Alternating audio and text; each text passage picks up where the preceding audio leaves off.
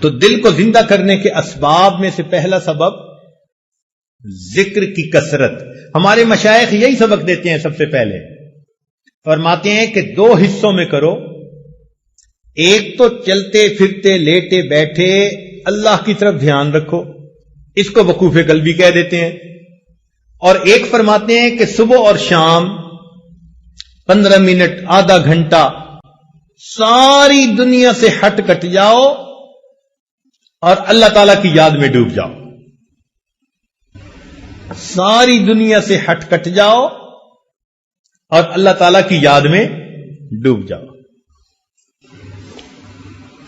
جب انسان یوں مراقبہ کرتا ہے نا صبح و شام، تو دل کی کیفیات دوبارہ تازہ ہو جاتی ہے. آج کل کے دور میں اس کو سمجھنا بہت آسان ہے. دیکھیں آج کل تو چھوٹے بڑے بہت لوگوں کے پاس سیل فون ہوتا ہے، موبائل فون. اس کی بیٹری ہوتی ہے. اب اگر سارا دن اس پر باتیں کرتے رہیں تو اس کی بیٹری ڈسچارج ہو جاتی ہے. اس کو پھر چارجر سے لگانا ضروری ہوتا ہے. اگر آپ چارجر سے نہیں لگائیں گے تو بیٹری اتنی فلیٹ ہو جائے گی کہ بات ڈسکنیکٹ ہو جائے گی، پھر آن ہی نہیں ہوگا. بالکل اسی طرح ہم سارا دن لوگوں کے ساتھ انٹریکٹ کرتے رہتے ہیں، کام کاروبار، بیوی بچے دوست احباب. ہمارے دل کی کیفیات کی بیٹری ڈاؤن ہوتی رہتی ہے. ہمیں چاہیے صبح و شام اس کو چارجر کے ساتھ لگائیں. یہ جو مراقبہ ہے نا کہ اللہ سے لو لگا کے بیٹھے، حقیقت میں اللہ کی رحمت کے ساتھ اس ہم دل کو کنیکٹ کر دیتے ہیں.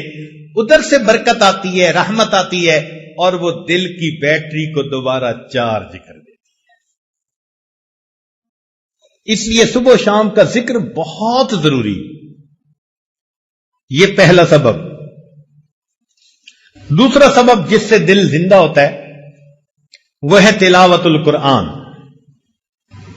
آدمی کم از کم 1 پارہ روزانہ تلاوت کرے. بہت مشکل ہو تو چلو آدھا پارہ.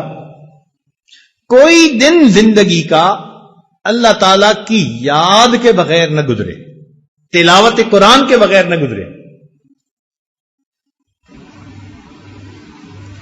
ہمارے ان لاز کے ایک بزرگ تھے، دارالعلوم دیوبند سے انہوں نے فراغت حاصل کی تھی.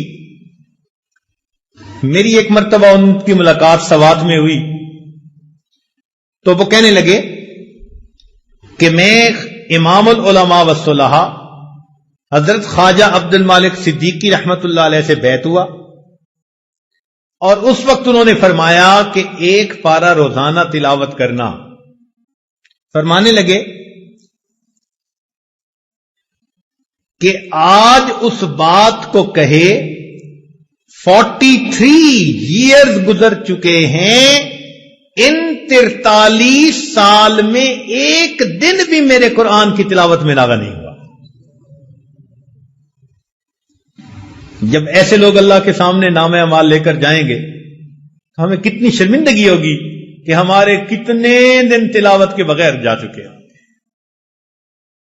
اب دیکھو 43 سال، سردی بھی، گرمی بھی، صحت بھی، بیماری بھی، دیس بھی، پردیس بھی، خوشی بھی، غمی بھی، 100 عوارض ہوتی ہیں، مگر وہ کہتے ہیں میں نے 1 پارے کی تلاوت پکی کر.